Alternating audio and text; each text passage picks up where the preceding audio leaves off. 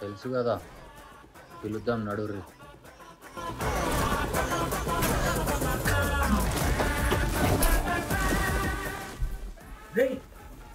ఏంది కదా పొద్దున్నే ఓపెన్ చేయాలా? షూటింగ్ చేస్తున్నా, మందు చిప్పు దొబ్బిందా?